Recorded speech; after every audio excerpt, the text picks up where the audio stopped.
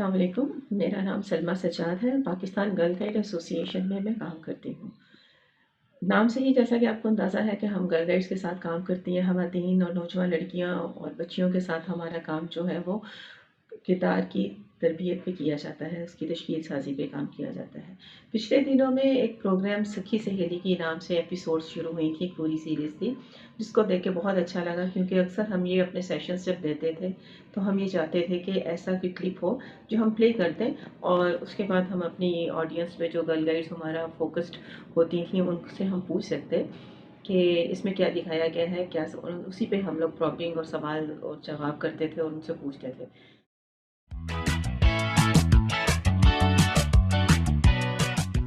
मैं उज़मा आशिक सखी सहेली शो में आप तमाम देखने वालों को खुशामदीद कहती हूँ। जैसा कि आप जानते हैं कि सखी सहेली शो ख़वातीन के मसाइल और हकूक़ के बारे में है। इसी तरह से इसमें हम ख़वातीन के मुख्तलिफ़ ख़तूत को पढ़ते हैं जो मुख्तलिफ़ इलाकों से हमें भेजती हैं और आवाम की राय को भी हम यहाँ पर शामिल करते हैं ताकि हमें पता चले कि वो क्या सोचते हैं और हमसे क्या कहना चाहते हैं। इसी के साथ मैं आपको अपनी सहेलियों से मुतारिफ़ कराती चलूँ। मेरे साथ सुमेरा शफ़ीक हैं जो किसी तारुफ़ की मोहताज नहीं हैं और डॉक्टर सजीला हैं जिन्होंने आज हमें एज़ एन एक्सपर्ट जॉइन किया है। तो गुफ्तगू आगे बढ़ती चलेगी और हम बातचीत करते रहेंगे। आज का जो हमारा मौज़ू है वो है राइट टू लिव यानी कि जीने का हक़। तो एक बड़ी मशहूर सी लाइन है कि बेटियाँ रहमत होती हैं या ज़हमत होती हैं। तो मैं अपनी सहेलियों की तरफ आऊँगी कि वो क्या कहती हैं इस बारे में। उज़्मा, थैंक यू वेरी मच आपका हमें अपने इस प्रोग्राम में बुलाने का। और बिल्कुल आज आपने बहुत अच्छा एक जो टॉपिक है जो इस टाइम मैं समझती हूँ कि वक्त की ज़रूरत भी है कि ख़वातीन जो कि बहुत बड़े जो मैदानों में काम कर रही हैं, अपनी एक्सपर्टीज़ जो है वो डिलीवर कर रही हैं।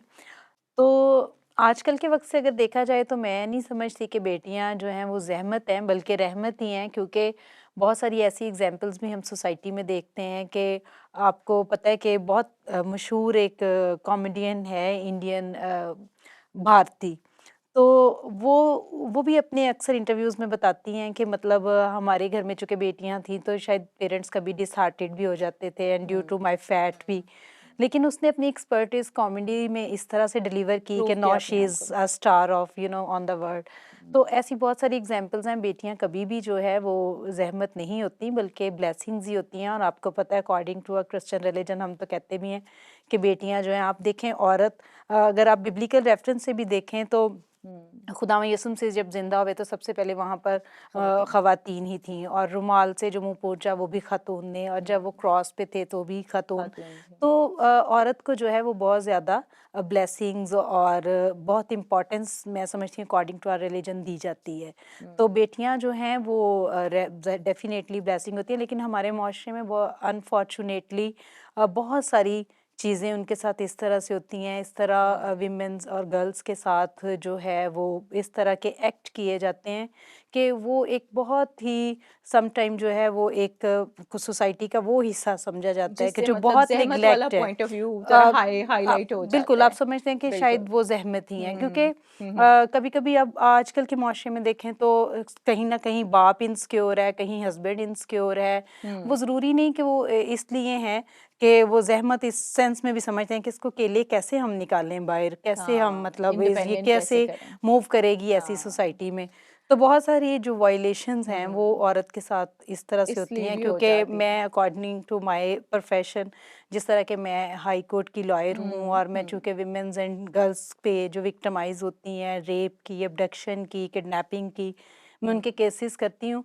तो ऐसी-ऐसी स्टोरीज़ मिलती हैं कि जिससे आप वाली बात है कि वो ज़हमत ही समझी ज़हमत जाती फ़ील हैं। क्योंकि अगर होने देखें लग हमारी जाती है। सोसाइटी में ये एक बहुत कॉमन चीज़ है कि जब आपके बच्चे पैदा हो रहे हों, हुँ, तो एक औरत से अगर बेटियां पैदा होना शुरू हो जाएं तो हुँ, उन ख़वातीन को थ्रेट किया जाता है। और हुँ, ससुराल की तरफ से सम टाइम ऐसी चीज़ें मिलने आती हैं कि अगर अब तुमने बेटी पैदा की तो मतलब हुँ, हम इस तरह करेंगे, वैसे करेंगे। तो वो बिल्कुल। During pregnancy of the period वो औरत, मेरे से डॉक्टर साहिबा हैं तो वो बेहतर टॉर्चर बता फेस सकती कर हैं रही कि होती किस हैं। तरह से वो टॉर्चर राइट। फ़ील करती हैं। सजीला आपका इस बारे में क्या ख़्याल है कि लड़कियाँ रहमत होती हैं या ज़हमत होती हैं? नहीं, मैं बिल्कुल मैडम की बात से इत्तेफ़ाक करूँगी कि हमारी सोसाइटी में चूँकि इस तरीके से मतलब इसे पोर्ट्रे किया जाता है, तो वो एक तरह से लग जाता है कि वो ज़हमत हैं। लेकिन चूँकि मैं भी एक बेटी हूँ और मेरे माँ-पापा ने इतना सपोर्ट किया, तो यहाँ तक मैं पहुँची हूँ, तो मैं बिल्कुल भी इस बात को एग्री नहीं करती कि बेटियाँ ज़हमत होती हैं। ये तो थी हमारी राय कि बेटियां रहमत हैं या ज़हमत हैं। तो देखते हैं अवाम इस बारे में क्या कहती है।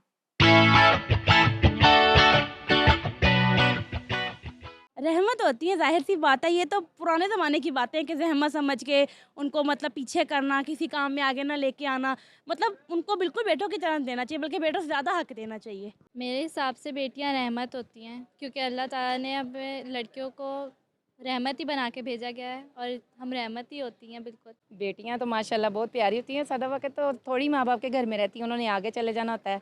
तो आई कम्प्लीटली एग्री कि बेटियां रहमत होती हैं, और जो लोग ये समझते हैं कि बेटियां जहमत होती हैं, they should get education and they should get life for their own, because आजकल आप किसी लड़की को ये नहीं कह सकते कि आप किसी के लिए जहमत हैं। आजकल बेटों से ज़्यादा बेटियां हैं जो अपनी फैमिलीज़ को सपोर्ट कर रही हैं और उनको अपनी फैमिली को हर तरह से हेल्प आउट करने की कोशिश कर रही हैं। तो आई थिंक बेटियां बहुत बड़ी रहमत है।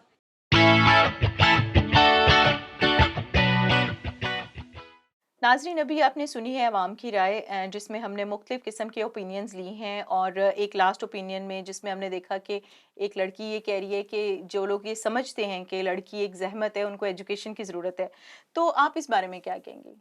बिल्कुल उनके व्यूज़ तो बहुत अच्छे हैं और नो डाउट के हमारी सोसाइटी में ज़हमत समझा जाता है, लेकिन जिस तरह उन्होंने कहा कि एजुकेट करें तो आप इस ज़हमत से भी बच सकते हैं। तो देखें, आप अगर लड़की को एजुकेट करेंगे तो ज़हमत तो कई जगह पे अभी सोसाइटीज़ में ऐसे क्राइसिस हैं कि माँ बाप डरते हैं जिस तरह की उसकी शादी कर दें, आगे से लड़का पता नहीं कैसा निकल आए, कोई नशई निकल आए, अगर उसकी कोई पहले से मैरिज हुई हो पता ना या हो। वो उसकी शादी हुई है तो बच्चियां ही पैदा होती जा रही हैं, तो मामला जो है वो डाइवोर्स पे आ गया या तशद्दुद की तरफ आ गया।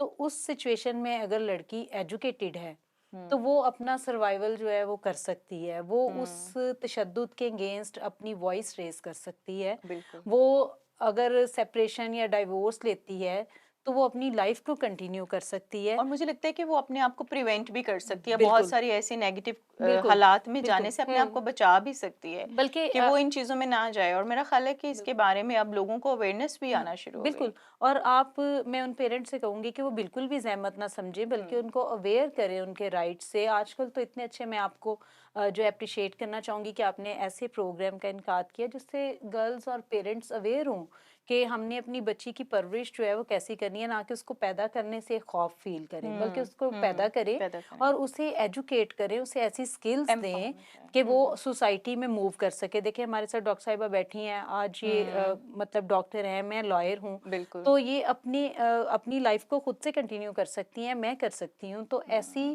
ख़वातीन जो हैं, जो फैमिली समझती हैं, वो मैं समझती हूँ कि आजकल तो वर्ल्ड में हर चीज़ औरत कर रही है, तो वो ये बिल्कुल इस चीज़ से ना घबराएं, बल्कि जब बेटी पैदा होती है उसे बेहतरीन स्किल्स दें और वो अपनी लाइफ को कंटिन्यू करे। और ऐसे ऐसे राइट्स हैं उस्मा, मैं आपके साथ बताऊं कि लॉ ने एक औरत को इतना एम्पावर किया है कि अगर फ़र्ज़ करें आप, कोई खातून बच्चा पैदा करते हुए ये सोच रही है कि शायद मेरी पहले 2 बेटियां हैं, क्योंकि बहुत सारे हमारे बैकवर्ड एरियाज़ में ऐसा है कि थर्ड टाइम अगर बेटी पैदा हो रही है, उन्हें कोई अल्ट्रासाउंड में बिल्कुल प्रॉब्लम आ ऐसी रही चीज़ है। पता चल गई है कि थर्ड चाइल्ड भी मेरा जो है वो बेबी गर्ल बेबी है, गर्ल तो है। वो उसको अबॉर्शन की तरफ जाना चाह रहे हैं या मतलब नहीं चाह रहे उसको पैदा करना। तो आप यकीन करें कि वो ख़वातीन जो हैं, अगर उन्हें ऐसा कोई मतलब खौफ एप्रीहेंशन महसूस है होता है। कि भाई मेरे हस्बैंड इस तरह कर देंगे या मेरे इन लॉज, तो उसमें अब बहुत सारे, अब तो ऐसे लॉज हैं, ऐसी ऐसी अमेंडमेंट्स आ गई हैं जो विमेंस को प्रोटेक्ट करती हैं अगेंस्ट, अगर उनके कोई अबॉर्शन वो नहीं करवाना चाहती, या अगर बेबी जो गर्ल है उसको क्यों डिलीवर कर रहे हैं, तो बहुत सारी ऐसी चीज़ें। बल्कि डॉक्टर साहब आपको बेहतर बता सकती हैं कि जब ऐसी कोई खातून आती है, जैसे फोर्सफुली कहा जाता है बेबी को अबॉर्ट रहे हैं, तो किस तरह से हम विमेंस को प्रोटेक्ट कर सकते हैं। जी, बिल्कुल, आप ठीक कह रही हैं कि जब हमारे पास इस तरह के केसेस आते हैं तो हम सबसे पहला काम जो करते हैं वो होती है कंसेंट। जो एक पेशेंट की कंसेंट होती है ना, वो सबसे ज़्यादा इम्पोर्टेंट है। जो पेशेंट है इस सूरत में वो है वुमेन, ना उसका खावंद, ना उसके बच्चे, ना उसका कोई भी ससुराली या फिर कोई भी मायके वाला, कोई भी नहीं। अगर पेशेंट कहती है कि हाँ मैं करवाना चाहती हूँ तो फिर ही हम आगे प्रोसीड करते हैं। डॉक्टर सजीला, बड़ी इंफॉर्मेटिव टॉक चल रही है और बड़ा अच्छा लग रहा है बात करते हुए। सुमेरा, आपसे भी बड़ी नॉलेज मिल रही है, अवेयरनेस भी इसमें इजाफा हो रहा है अवेयरनेस में। तो एक ख़त हमें नाजरीन मौसूल हुआ है एक सखी का, तो आइए हम पढ़ते हैं ख़त।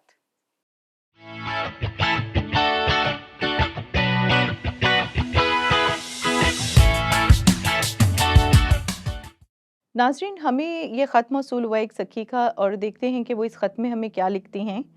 मेरा नाम एलिज़ाबेथ है। मैंने अपनी जवानी के अयाम में बहुत सी गलतियाँ की, लेकिन एक बहुत बड़ी गलती जिसे मैं आज तक नहीं भूल पाई, वो शादी के पहले के ताल्लुक़ की वजह से होने वाला मेरा इस्काते हमल है। जब मुझे एहसास हुआ कि मैं हामिला हूँ, तो मेरे अंदर के जज्बात बहुत पेचीदा थे। मैं बैक वक्त बहुत खुश थी और उसी वक्त बहुत गमगीन भी थी।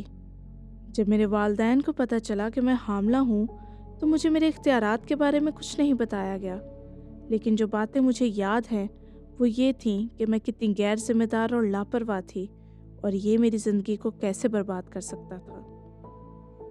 मेरी माँ मुझे एक प्राइवेट क्लिनिक ले गई। मैंने खुद इस्काते हमल की अदायगी की। ये मेरे लिए एक बेहद खौफनाक तजुर्बा था।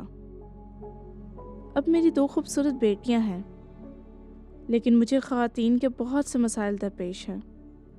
मैं अक्सर सोचती हूँ कि क्या उनमें से किसी का ताल्लुक़ मेरे इस्काते हमल से तो नहीं।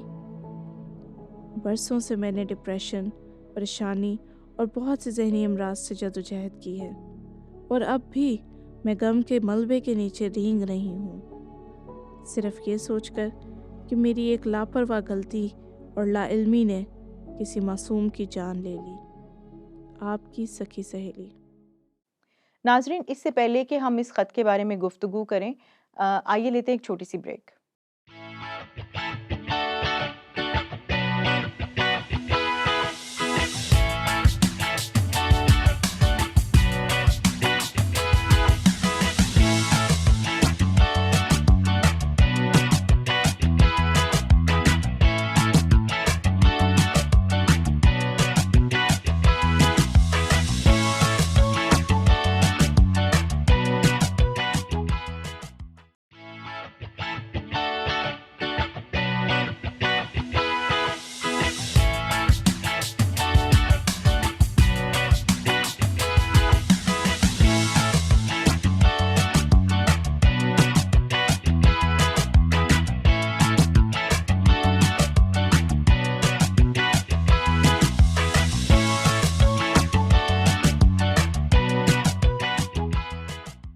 वेलकम बैक नाजरीन, सखी सहेली शो में आपको एक बार फिर वेलकम करती हूँ। मेरे साथ मौजूद हैं एडवोकेट सुमेरा, डॉक्टर सजीला। ब्रेक पे जाने से पहले हमने एक ख़त पढ़ा था जिसमें एक खातून ने अपने प्रॉब्लम के बारे में हमें बताया था, जिसमें एक सेंसिटिव इशू था अबॉर्शन। तो उस हवाले से हम बात करेंगे कि जैसे उन्हें मेडिकल कॉम्प्लिकेशंस भी हुई और कुछ साइकोलॉजिकल कॉन्सिक्वेंसेस भी उसमें साफ देखे गए और इसके साथ साथ कुछ सोशल और मोरल बैरियर्स भी थे जिनको उन्होंने डिस्कस किया। तो पूछते हैं डॉक्टर सजीला से वो क्या कहती हैं। जैसे कि हमने ख़त में पढ़ा और मैं ये समझती हूँ कि जो बात उन्होंने ख़त में कही है ये वाक़ई मतलब काफ़ी स्टिग्मा भी है और साइकोलॉजिकल एक तरह से ट्रॉमा भी है।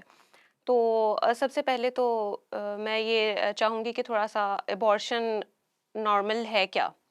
नॉर्मली ये एक नॉर्मल प्रोसेस भी है और अगर तो pregnancy 24 weeks in Pakistan 24 week से पहले अगर बच्चा गिर जाए या गिराया जाए तो उसे हम अबॉर्शन में कंसिडर करते हैं। तो अबॉर्शन जो है वो जैसे मैंने बताया कि या तो वो गिराया जा सकता है या फिर वो खुद गिर जाता है। तो प्रेगनेंसी में बच्चे का गिर जाना एक नेचुरल प्रोसेस भी है। ठीक है, तो जैसे आपने कहा कि ये नेचुरल प्रोसेस है, तो लोगों को इसके बारे में ज़्यादा अवेयरनेस नहीं है, राइट? इसी तरह जैसे हमारी सखी ने हमें ख़त लिखा कि मुझे मेडिकल कॉम्प्लिकेशंस हुई, तो आपके ख्याल में क्या ऐसा भी प्रोसेस होता है जिसमें मेडिकल कॉम्प्लिकेशंस हो जाती हैं इन फ्यूचर?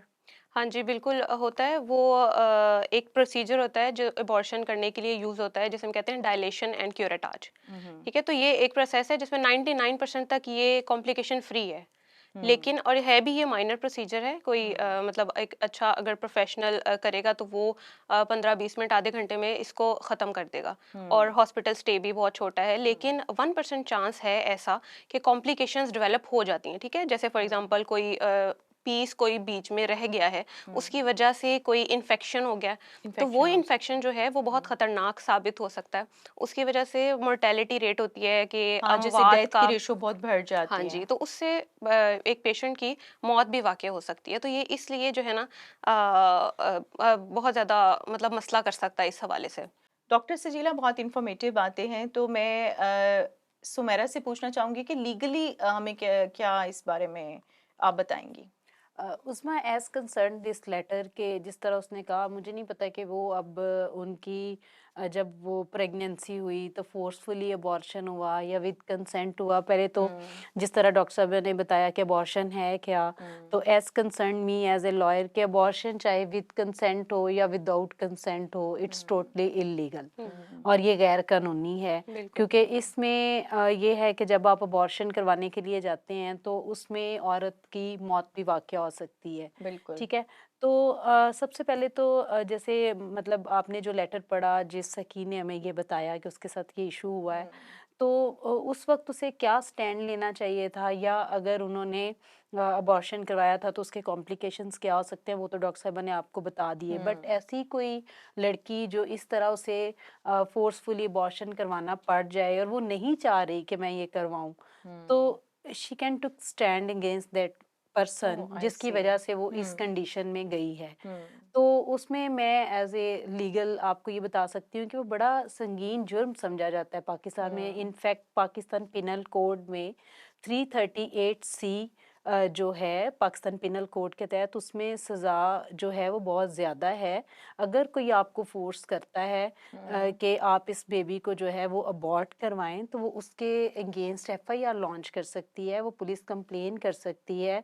जैसे ही उसने कोई टेस्ट करवाया है एंड शी नोज के हु इज़ द पर्सन, तो वो उसके अगेंस्ट जो है वो जाकर FIR करवा सकती है। और देखें, पाकिस्तान पिनल कोड में वो भी सेक्शंस मौजूद हैं कि जब आपको शादी का झांसा देकर बिल्कुल तो ऐसे ही प्रेग्नेंट केस कर में दिया ऐसा जाए, ही ठीक है। है। और फिर उसके बाद जो कि हमारी सोसाइटी में अब बड़ा कॉमन कॉमन है, कि बिल्कुल। किसी भी खातून को जो है इस स्टेज पर लाने के लिए जहाँ पर वो आके प्रेग्नेंट हो सकती है, तो तो उस ये स्टेज तक डेफिनेट रीजन है कि जी, पीछे कोई ना तो कोई उसके इस तरह पीछे की ये बात है है। कि इस स्टेज तक लाने के लिए जो है उसको शादी का झांसा दिया जाता है। बिल्कुल। तो वो औरत पहले तो इसी अपनी जो उसका ग्रीवियंस है कि इसने मुझे प्रेग्नेंट कर दिया है, तो वो उसके अगेंस्ट जो है वो कार्रवाई जो है वो कर सकती है, फौजदारी कार्रवाई कर सकती है ना। ओह, तो अच्छा। वो पर्सन को इस बच्चे को अडॉप्ट करना पड़ेगा, क्योंकि आपको पता है अगर खुदा ना खास्ता उस बेबी को वो पैदा कर देती है, तो पाकिस्तान में जो है लिजिमेट करने का चाइल्ड को कोई अभी ऐसा लॉ मौजूद नहीं है, बल्कि इलिजिमेट चाइल्ड की पनिश जो है वो और उस लड़की को भी होगी और उस लड़के को भी होगी, क्योंकि इन दोनों ने बेसिकली ज़ना किया है, ठीक है। हाँ, तो बिल्कुल। इसलिए इस स्टेज तक जाने के लिए पहले तो आप ये एक लड़की को 100 दफ़ा सोचना चाहिए कि मैं इस स्टेज तक ना जाऊं। लेकिन अगर कहीं पर चली गई है और खुदा ना खास्ता उसे ये करवाना पड़ गया फोर्सफुली, तो वो कंप्लेन कर सकती है।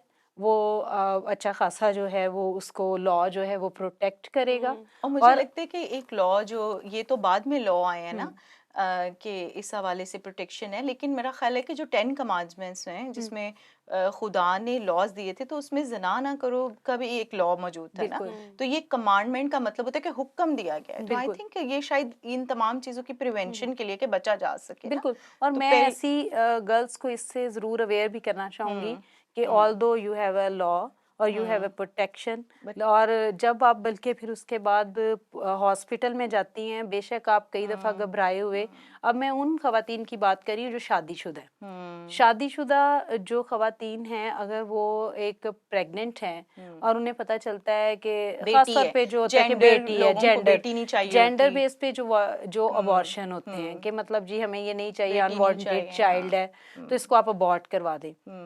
तो मे भी कि वो अगर उस स्टेज तक हॉस्पिटल तक चली गई है, वो प्रेशराइज्ड है, उसे नहीं पता, तो वेरी सीक्रेटली डॉक्टर साहिबा हमारे पास बैठी हैं, उनकी ऑलरेडी आपके पास जैसे एक्सपर्ट आपने ओपिनियन कंसेंट की आई है। बात हाँ की थी जी, शुरू बिल्कुल। में, तो कंसेंट के ये बिना वही तो वाली, नहीं हाँ जी, होता। वही वाली बिल्कुल। बात आ जाती तो है। उससे पहले आपको एक फॉर्म दिया जाता है, उसके ऊपर लिखा होता है, आपको पता है बीइंग अ फीमेल, बल्कि आपको पता भी होना चाहिए कि जब भी आप अपना मेडिकल चेकअप करवाते हैं, सबसे पहले आपसे एक फॉर्म दे के पूछा जाता है कि are you willing to for this checkup.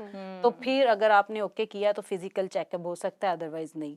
तो वो ये अबॉर्शन से के लिए भी पूछा जाता है। अब अबॉर्शन जो हॉस्पिटल्स में होता है, बहुत सारे हमारे क्लाइंट्स एज ए लॉयर हमें पूछते हैं कि जी ये तो विद कंसेंट और विदाउट कंसेंट। अब विद कंसेंट वो है जो कोई अब्नॉर्मेलिटी आ रही है या बेबी की ग्रोथ नहीं हो रही, वो डॉक्टर साहब आपके पास बैठी हैं, मेरे से ज़्यादा बेहतर बता सकती हैं कि उसके सर्कमस्टांसेस फ़र्क है। जो बिल्कुल। डॉक्टर्स की कंसेंट से अबॉर्शन होता है, दिस इज़ अनदर इशू। क्योंकि वो कॉम्प्लिकेशन होती है बिल्कुल। कोई ना हाँ, कोई, उसको और एक वो एक भी तरह से हम सेफ्टी के लिए टर्मिनेशन होता है। कहते हैं, उसके हाँ, लिए जो मेडिकल सॉरी। टर्म है वो टर्मिनेशन है। जी, वो अच्छा। टर्मिनेट कर देते हैं प्रेगनेंसी को, तो वो जो है ना वो डॉक्टर्स ही रेकमेंड करते हैं। हाँ, वो सेफ्टी के लिए होता है ना, वो लाइफ सेफ्टी के लिए भी होता है। दूसरा हाँ। ये कि जो वो फीटस है वो या जब बेबी बनेगा वो जो है ना वो वायबल नहीं होता, यानी कि वो जिंदा नहीं रहने के काबिल होता। तो इसलिए जो है वो पहले से ही एहतियाती तौर पर उसे टर्मिनेट करवा दिया जाता है। बिल्कुल। तो उसके और लिए उसको लोग दोनों हाँ, मिक्स क्योंकि कर वो देते हैं, acceptable जबकि आप जब फोर्सफुली करवाते हैं और बिल्कुल ठीक है बेबी, तो वो फिर आप हाँ। लायबल टू आप उस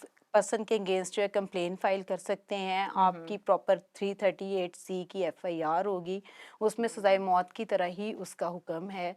और उसमें मेडिकल लीगल रिपोर्ट जो है MLC आपको लानी पड़ती है हॉस्पिटल में। आप SHO को देंगे, आप एप्लीकेशन लिखेंगे, तो आप FIR करवा के तो आप रोक भी सकते हैं। और वो फिर मैं आपको एक यहाँ पर एक ऐसा केस स्टडी अपना बताना चाहती हूँ कि एक फीमेल इसी तरह से वो लड़के ने उसे शादी का झांसा दे के उसे, देखें इस स्टेज तक आने के लिए औरत या कोई खातून इस तरह से इतने आराम से नहीं चली जाती। बिल्कुल, उसके कोई पीछे ना कोई कोई ना कोई वजह होती है। ऐसी चीज़ होती है जो उसको दिखाई जा रही होती है, ठीक है। हाँ। तो उसने कहा मैं शादी कर लूँगा, टेम्प्टेड हो बिल्कुल।